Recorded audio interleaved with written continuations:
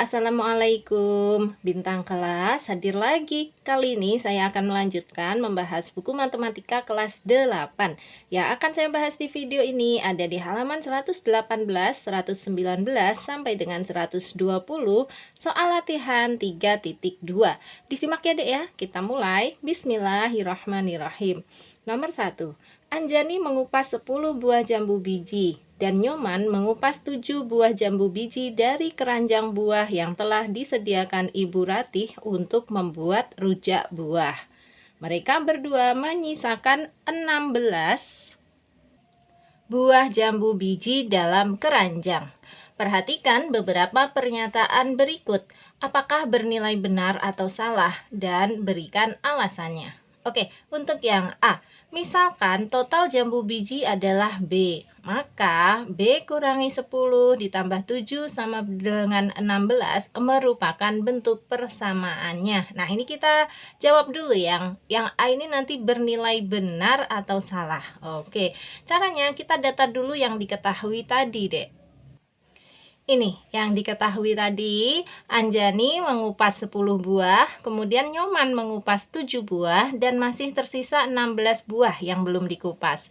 Kemudian, ini kan dimisalkan total jambu biji adalah B, berarti seharusnya persamaannya itu bukan B kurangi 10 ditambah 7, bukan ditambah 7.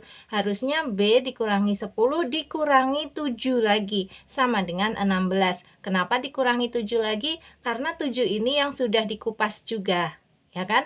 Logikanya gini, seluruhnya berapa? Yaitu B dikurangi yang sudah dikupas, yaitu 10, ini yang dikupas oleh Anjani, dikurangi lagi yang sudah dikupas oleh Nyoman, yaitu 7, maka menyisakan 16. Jadi harusnya untuk yang A, kita jawab dulu ya.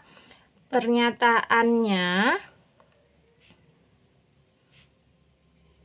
bernilai salah.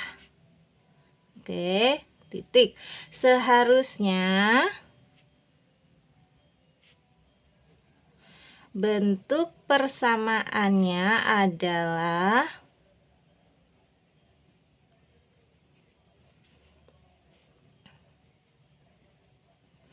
B dikurangi 10 dikurangi lagi 7 sama dengan 16. Ini Dek seharusnya ya. Jadi kita sudah menjawab yang A ya, pernyataannya bernilai salah. Nah, alasannya seharusnya bentuk persamaannya adalah B kurangi 10 kurangi 7 sama dengan 16. Kayak gitu ya. Oke, sekarang kita lanjut untuk pernyataan yang B. Banyak buah yang dikupas adalah 17 buah. Nah, ini benar atau salah? Coba kita lihat. Tadi Anjani mengupas 10 buah, Nyoman mengupas 7 buah. Berarti semua yang sudah dikupas berapa? 10 tambah 7. 10 tambah 7 adalah 17. Nah, sehingga pernyataan yang B ini bernilai benar, ya. Kita tulis untuk yang B. Pernyataannya ya bernilai benar. Oke, banyak apa Dek? Banyak buah ya. Banyak buah. Buahnya jambu biji ya. Yang sudah dikupas. Oke, sama dengan 10 ditambah 7 sama dengan 17 buah gitu. Dah, ini memang sudah betul ya yang B. Oke, sekarang kita lihat untuk pernyataan yang C.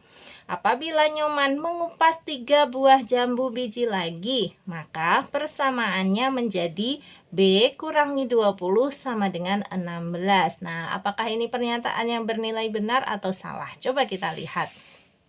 Tadi di awal Nyoman itu hanya mengupas 7 buah. Nah, kalau Anjani tetap ya mengupas 10 buah. Sekarang Nyoman berubah, bukan mengupas 7 buah lagi, melainkan 7 buah ditambah 3 buah. Jadinya dia sekarang berapa, Dek? 10 buah. Nah, berarti yang sudah dikupas oleh Anjani 10 buah, oleh Nyoman 10 buah juga. Nanti 10 ditambah 10 berapa? 20. Nah, makanya di sini B dikurangi yang sudah dikupas adalah 20. Tetapi apakah sama dengan 16 sisanya? Tentu saja tidak ya. Karena Nyoman mengupas 3 buah lagi, maka sisanya bukan 16, melainkan 16 buah dikurangi yang kupas Nyoman barusan ya, 16 buah dikurangi 3 buah, yaitu sama dengan 13 buah. Jadi harusnya pernyataannya itu gini, B dikurangi 20 sama dengan 13, itu baru betul. Berarti yang C ini merupakan pernyataan yang salah ya. Kita jawab untuk yang C. Pernyataan tersebut, maksudnya pernyataan yang C ya, bernilai salah. Nah, kalau salah sebutkan benernya kayak gimana gitu ya. Seharusnya persamaannya adalah B kurangi 20 sama dengan 13. Ini dek seharusnya ya. Banyaknya buah jambu biji dikurangi yang sudah dikupas yaitu 20 buah menyisakan 13 buah. Ini harusnya. Oke. Lanjut sekarang yang D. Jambu biji sebelum dikupas yang terdapat dalam keranjang sebanyak 36 buah. Oke. Kalau ini sih sebenarnya tinggal kita hitung aja ya. Nanti akan tahu benar atau salah 36 buahnya ini. Di sini, kalau kita catat ulang yang informasi di awal ya, yang sebelum berubah pada situasi C tadi, Anjani mengupas 10 buah, Nyoman mengupas 7 buah, sisanya 16 buah, ya kan? Nah, sekarang di sini jambu biji sebelum dikupas yang terdapat dalam keranjang sebanyak 36 buah. Dengan kata lain, semua jambu bijinya itu awalnya ada berapa? Nah, ya sudah, kita hitung aja ini 10 tambah 7 tambah 16. Itulah jambu biji seluruhnya ya. Kita hitung 10 tambah 7 tambah 16 sama dengan berapa? 10 tambah 7 17. 17 tambah 16 itu 33, Dek. Jadi jambu biji seluruhnya sebelum dikupas adalah 33. Bukan 36 buah. Nah, jadi pernyataan yang D ini bernilai benar atau salah? Bernilai salah ya. Kita jawab harusnya berapa? 33 buah. Menjawabnya seperti ini. Ini deh untuk yang D, pernyataan tersebut bernilai salah. Seharusnya total jambu biji sebelum dikupas yang terdapat dalam keranjang sebanyak 33 buah. Gitu ya. Itu untuk menjawab soal yang A, B, C, D nomor 1. Berarti selesai. Sekarang kita lanjut ke soal nomor 2. Nomor 2. Tentukan nilai X yang menjadikan beberapa persamaan di bawah ini bernilai benar. Jadi untuk soal A, B, C, D, dan E di sini kita disuruh menentukan berapa sih nilai X masing-masingnya ini. Ya, caranya untuk yang A dulu, X ditambah 13 sama dengan 1, itu kayak gini dek menghitungnya. Ini persamaannya udah kutulis ya. Yang A, X tambah 13 sama dengan 1. Langkah pertama kita tulis dulu aja sama dengannya lurus gitu ya. Terus semua yang punya X itu kita letakkan di sebelah kiri sama dengan, yang nggak punya X kita letakkan di sebelah kanan sama dengan.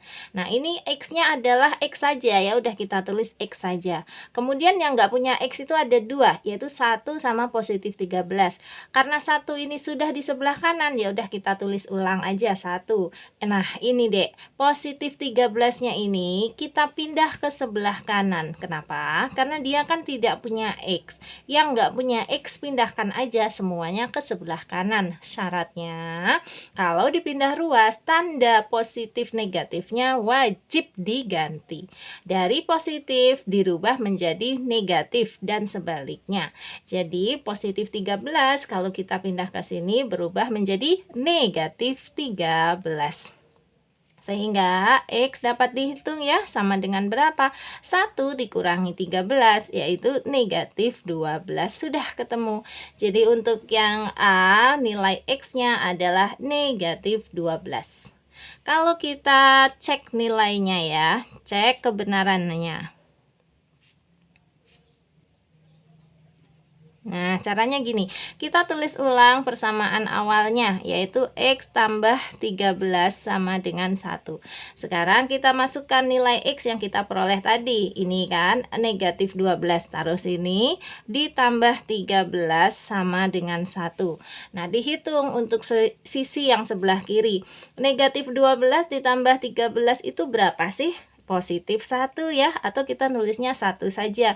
Nah, sama dengan 1. Karena sisi sebelah kiri sama dengan sisi sebelah kanan, maka jawaban kita benar. Dengan kata lain, X sama dengan negatif 12 ini merupakan jawaban yang benar pula. Gitu ya. Oke, sekarang lanjut ke soal yang B.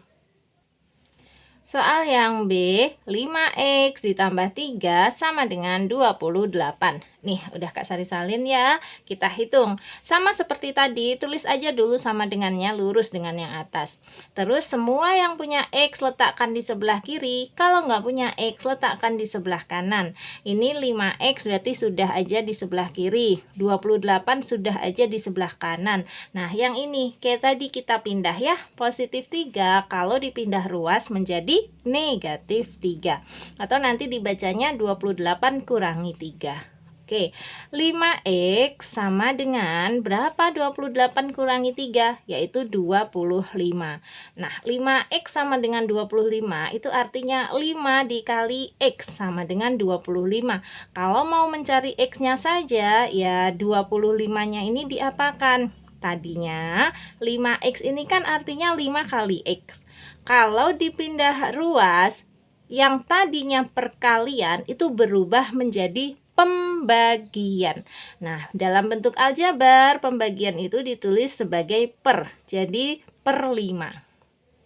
25 per 5 ini artinya 25 bagi 5. Oke, sehingga berapa nilai X-nya? Ya 25 bagi 5 kan 5. Sudah ketemu. X-nya adalah 5. Nah, untuk mengecek kebenarannya bisa kita cek ya. Cek kebenarannya. Langkah pertama, kita tulis ulang persamaan awal, yaitu 5X tambah 3 sama dengan 28. Langkah berikutnya, kita substitusikan atau kita masukkan nilai X sama dengan 5 ini ke persamaan di sini ya. Berarti 5X itu artinya 5 kali X. Karena X-nya diganti angka 5, berarti ya 5 kali 5. Oh iya, kalian anak SMP sudah tahu kan bahwa tanda titik itu merupakan kali bacanya ya. Jadi ini 5 kali 5. Terus ditambah 3 sama dengan 28. Dihitung untuk ruas sebelah kiri. 5 kali 5, 25 ditambah 3 sama dengan ruas kanannya tetap 28. Hitung 25 tambah 3 berapa? 28 sama dengan 28. Tuh, karena ruas kiri sama dengan ruas kanan, berarti ini pernyataannya benar. Dengan kata lain, jawaban kita X sama dengan 5 juga pasti benar. Kalau misalnya nanti sebelah kiri ini nggak sama dengan sebelah kanan, maka jawaban kita X sama dengan 5 tadi pasti salah gitu loh deh ya. Karena ini seimbang kiri dan kanan ya sudah sama, maka benar. Terus kesimpulannya X sama dengan 5 ini juga benar. Oke ya, kayak gitu ya. Nah, sekarang kita lanjut ke soal berikutnya, soal yang C. 8X kurangi 1 sama dengan 7. Di sini udah aku catat ya, 8X kurangi 1 sama dengan 7. Langkah pertama tulis aja dulu sama dengannya. 8X-nya kita tulis ulang, 7 juga kita tulis ulang. Ini negatif 1, kita pindah ruas ke sebelah kanan menjadi positif 1 ya. Kalau tadinya bertanda negatif, dipindah ruas menjadi bertanda positif. Nah, sekarang 8x sama dengan berapa? 7 ditambah 1, ya 8. Seperti tadi, 8x ini artinya 8 kali x. Kalau mau kita pindah ruas 8-nya, berarti menjadi dibagi. Nulisnya per 8. 8 yang ini dari 8 yang di sini asli. Nah, 8 yang sebelah sini dipindah menjadi per 8. 8 per 8 itu artinya 8 bagi 8. Berapa 8 bagi 8? Ya 1. Yes, X sudah ketemu, yaitu 1. Kalau mau diuji kebenarannya boleh. Kita uji ya. Uji kebenarannya atau kita cek ya. Langkah pertama, kita tulis ulang persamaan awalnya. 8x kurangi 1 sama dengan 7. Di sini. Kemudian X-nya kita ganti dengan angka 1 yang tadi kita peroleh ya. Berarti 8X itu artinya 8 kali X, yaitu 8 kali 1. Terus dikurangi 1 sama dengan 7. 8 kali 1 adalah 8, dikurangi 1 sama dengan 7. Nah, ini hitung 8 kurangi 1, 7. 7 sama dengan 7 ya. Berarti benar. Sehingga kita yakin jawaban kita X sama dengan 1 juga benar. Gitu. Jadi kesimpulannya untuk persamaan yang C, ketemu jawabannya X sama dengan 1. Di sini ya. Nah, X sama dengan 1. Oke, selesai. Lanjut ke soal yang D. 3x ditambah 5 sama dengan negatif 10. Ini udah kesalin soalnya ya. 3x ditambah 5 sama dengan negatif 10. Langkah pertama, tulis sama dengannya. Terus 3x-nya kita tulis tetap, negatif 10-nya juga tetap. Yang dipindah ini saja, positif 5. Positif 5 kalau dipindah ruas menjadi negatif 5. Sehingga 3x sama dengan negatif 10 kurangi 5. Itu bacanya gini aja dek. Ada negatif 10, ada lagi negatif 5. Berarti sekarang menjadi negatif 15.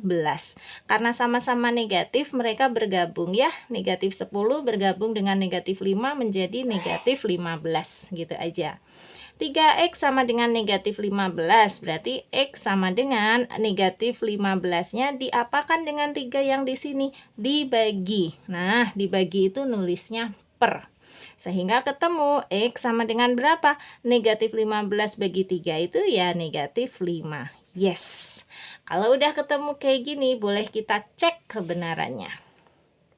Cek kebenarannya.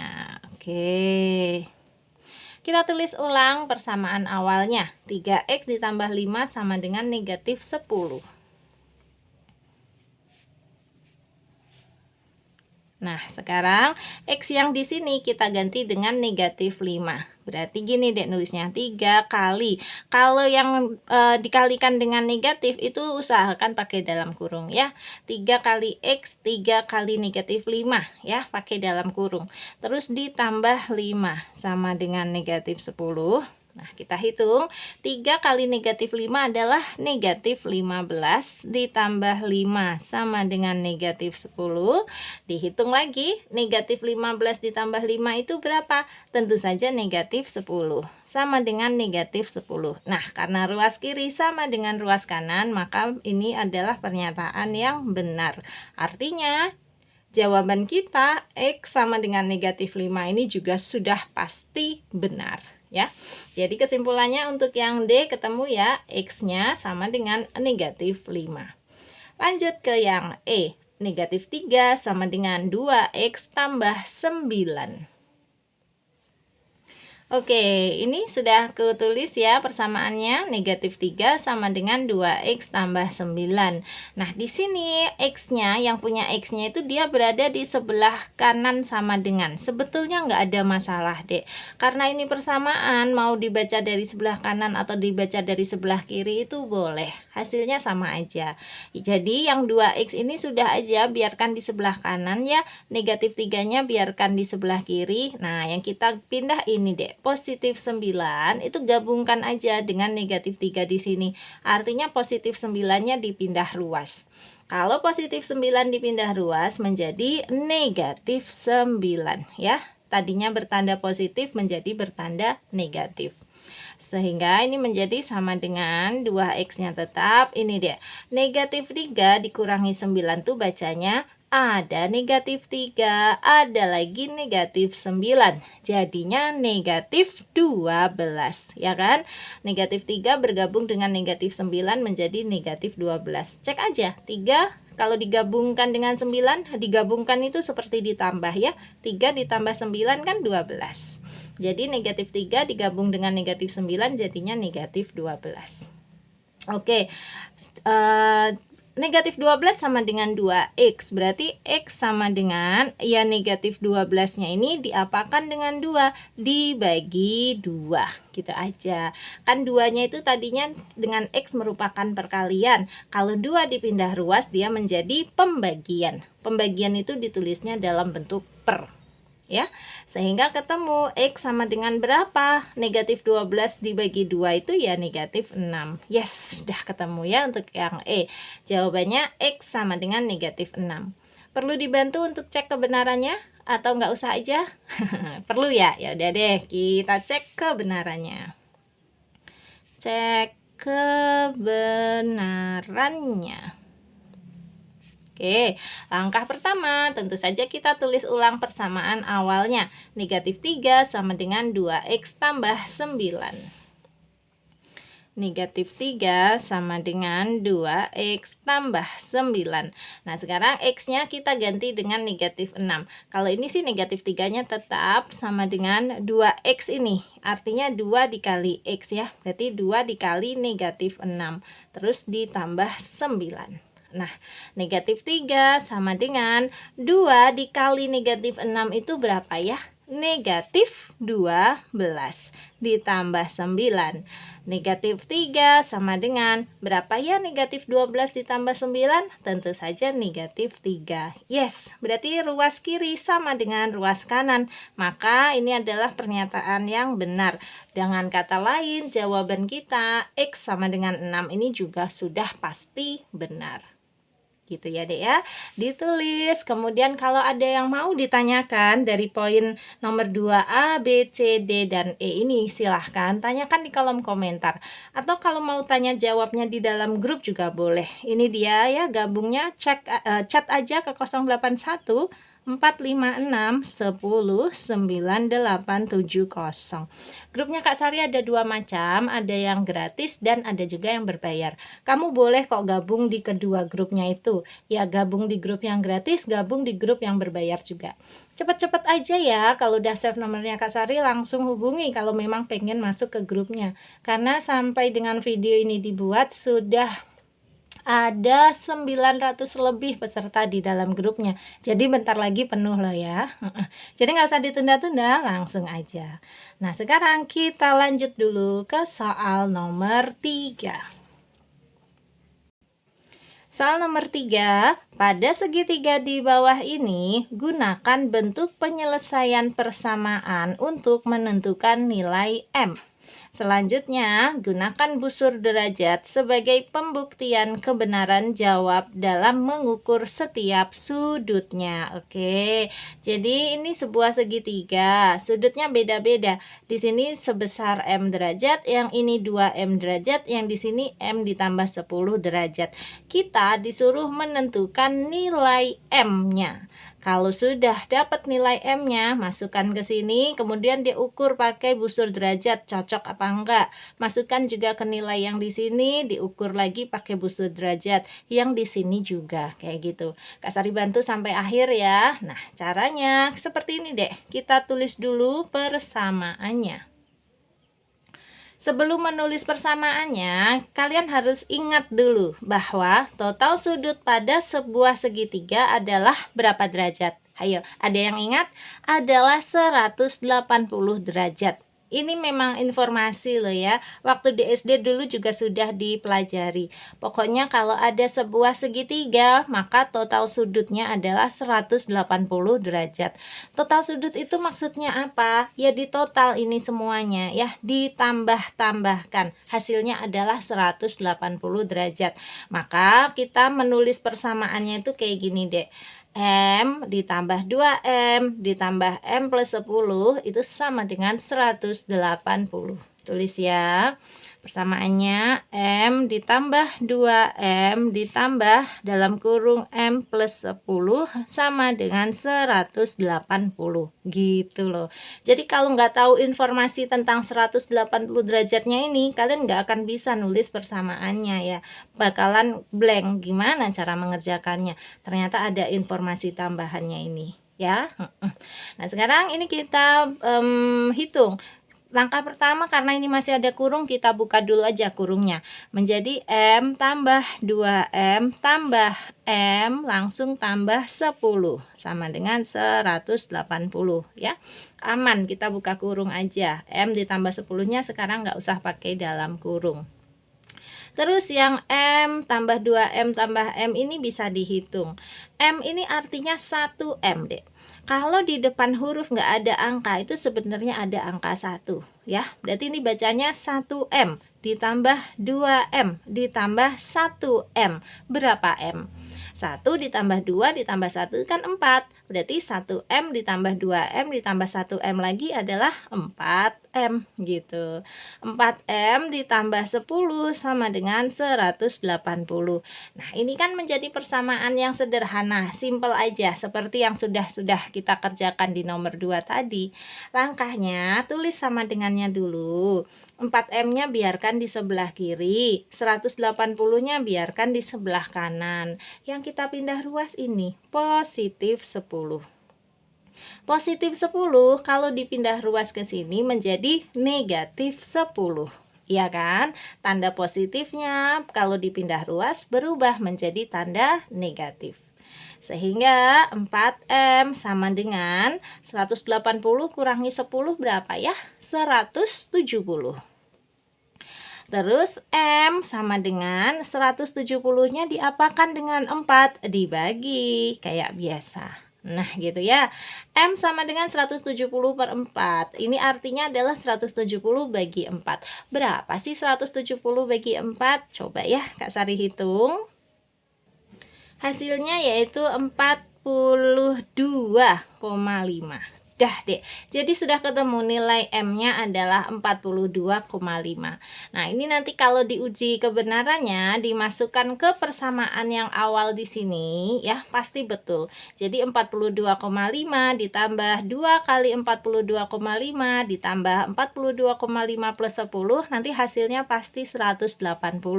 Kali ini Kak Sari nggak ngecek kebenarannya ya, kalian boleh cek sendiri. Atau kalau yang perlu dibantu ngecek kebenarannya nanti aja di dalam grup. Yang penting kita sudah ketemu nilai M sama dengan 42,5 diperoleh dari 170 bagi 4. Bisa kan menghitung 170 bagi 4 pakai bagi kurung ya Dek ya. Kak Sari anggap bisa ya karena kalian sudah kelas 8. Oke.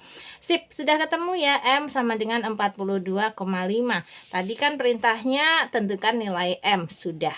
Nah, ada perintah lanjutannya. Selanjutnya, gunakan busur derajat sebagai pembuktian kebenarannya. Kalau gitu kita tentukan dulu masing-masing besar sudutnya ini berapa.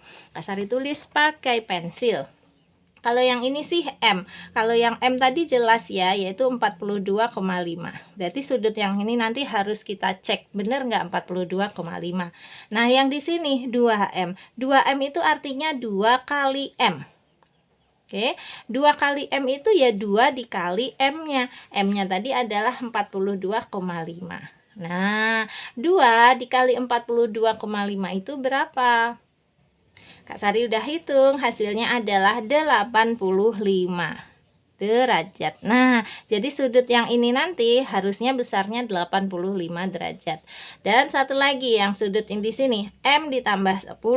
Karena M-nya tadi kita temui 42,5 berarti M ditambah 10 itu ya 42,5 ditambah 10. Berapa, Dek? 52,5 derajat. Oke. Nah, ya, kalau kamu cek 42,5 ditambah 85 ditambah 52,5 nanti hasilnya pasti 180.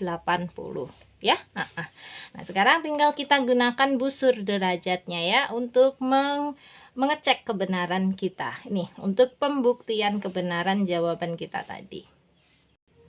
Oke, kita cek yang 42,5 dulu. Ini busur derajatnya, siapkan. Kemudian di sini titik yang tengah-tengah ini kita letakkan pada titik sudut kita ini ya, Dek ya. Gini nih.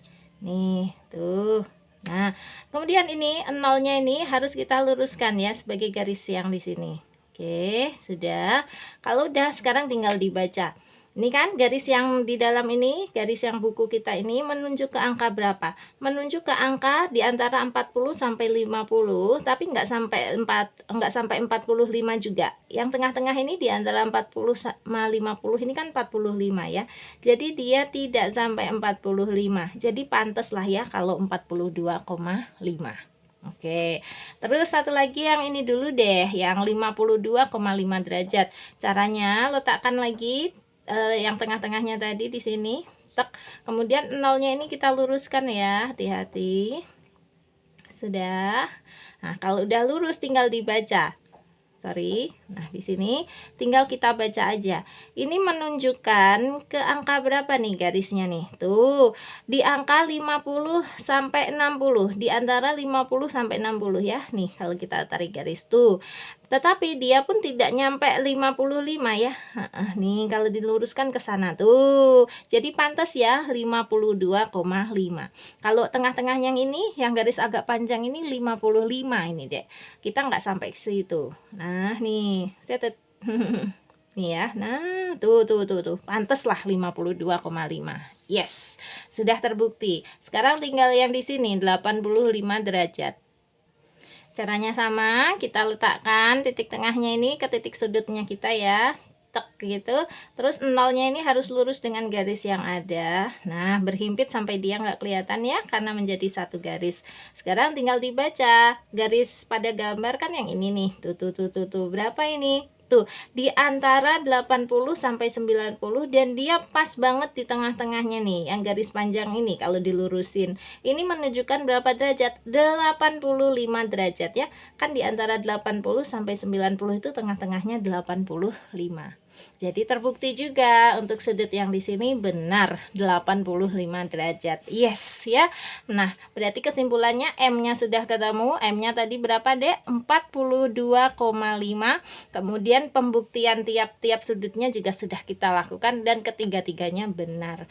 Dengan ini berarti selesai soal nomor 3. Oke, lanjut ya ke soal nomor 4. Oke, soal nomor 4 ini ayo berpikir kritis. Ceritanya, terdapat banyak manfaat mempelajari materi IPA. Salah satunya untuk dapat menentukan titik lebur suatu unsur kimia. Titik lebur suatu zat adalah suhu, di mana zat tersebut dapat berubah wujud dari padat menjadi cair. Jika titik lebur brom 1/30 titik lebur nitrogen, tulis dan selesaikan persamaan untuk menemukan titik lebur nitrogen. Nah, di sini brom itu disimbolkan dengan B besar R kecil. Titik leburnya adalah negatif 7 derajat Celcius. Yang diketahui titik lebur brom itu 1/30 titik lebur nitrogen. Berarti untuk menentukan berapa sih titik lebur nitrogen, kita harus menulis dulu persamaannya ya. Seperti ini, Dek. Gini nih untuk nomor 4 kita tulis ya, titik lebur brom. Titik lebur brom itu kita tulis aja sebagai BR. Nah, BR ini maksudnya titik lebur bromnya ya, yaitu sama dengan 1/30 titik lebur nitrogen. Nitrogen nanti kita simbolkan dengan huruf N besar ya. Berarti kita tulis 1/30 kali N besar kayak gitu. Nah, ini persamaannya ya. Titik lebur brom sama dengan 1/30. Hampir salah. 1/30 kali N. Benar ya? Tuh, 1/30 kali nitrogennya. Dah kayak gini, ini persamaannya. Karena yang ditanya adalah titik lebur nitrogen, berarti kita balik. Kalau brom adalah 1/30 kali N. Kalau N sama dengan apa? Ya 1/30-nya dibalik menjadi 30/1. 30/1 itu boleh ditulis dulu deh, kali bromnya. Nah 30/1 itu artinya ya 30 dibagi 1. Sebenarnya nggak usah ditulis per satunya, nggak apa-apa. Jadi N atau titik lebur nitrogen sama dengan 30 kali titik leburnya brom gitu. Nah langsung aja kita hitung, sama dengan 30 kali berapa? Tadi titik lebur bromnya adalah negatif 7 derajat Celcius. Berarti kita tulis ya dikali negatif 7 gitu aja. Sama dengan berapa? Ya 30 dikali negatif 7 itu kan negatif 210. Satuannya apa? Sama, derajat Celcius. Dah ketemu ya. Jadi persamaan awalnya brom sama dengan 1/30 kali N. Kita modifikasi menjadi N sama dengan 30/1 kali brom. Nanti ngitungnya 30/1 itu 30 saja ya. Kali titik leburnya brom adalah negatif 7. 30 kali negatif 7 adalah negatif 210. Satuannya derajat Celcius. Jadi ini titik lebur nitrogen adalah negatif 210 derajat Celcius. Oke, mau ditulis kesimpulannya boleh. Jadi titik lebur nitrogen adalah 210 derajat Celcius. Di sini ya cukup nih 210 derajat Celcius tapi negatif. Adalah negatif 210 derajat Celcius tuh gitu ya. Cukup jelas. Oke. Nah, sekarang kita lanjut ke soal berikutnya, soal nomor 5 di halaman 120. Ini dia soal nomor 5. Suhu Celcius dapat ditentukan dengan mengubah suhu ke Fahrenheit.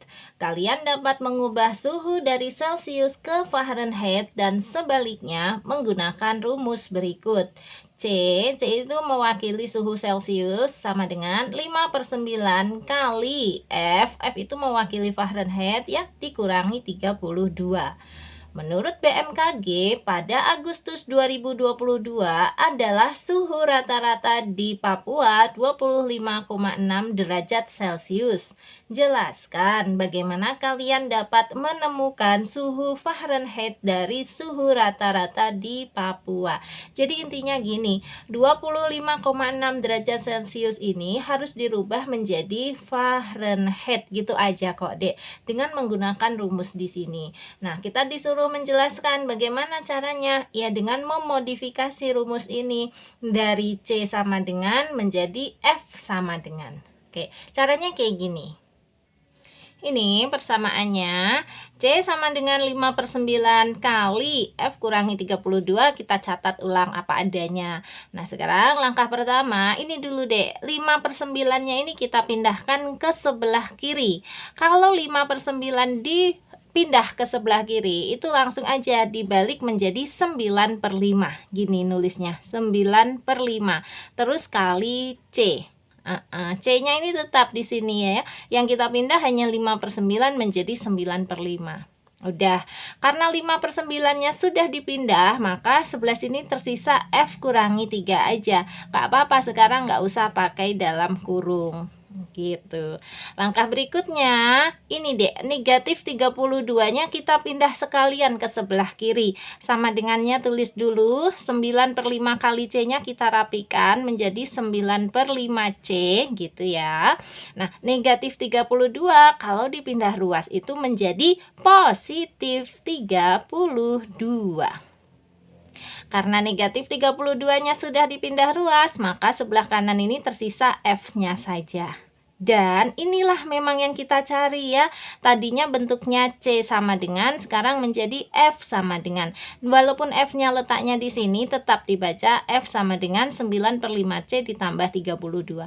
Kalau mau diganti posisinya boleh, langsung aja ganti. Berarti F sama dengan ini ya, 9/5C tambah 32. Tuh. Oke, dan rumus inilah yang akan kita gunakan untuk menghitung berapa sih suhu rata-rata di Papua pada bulan Agustus 2022 yang tadinya itu dalam satuan derajat Celcius adalah 25,6. Sekarang berarti bisa kita hitung. Caranya, C yang di sini kita ganti dengan angka 25,6. Gitu aja. Nanti akan ketemu nilai F-nya.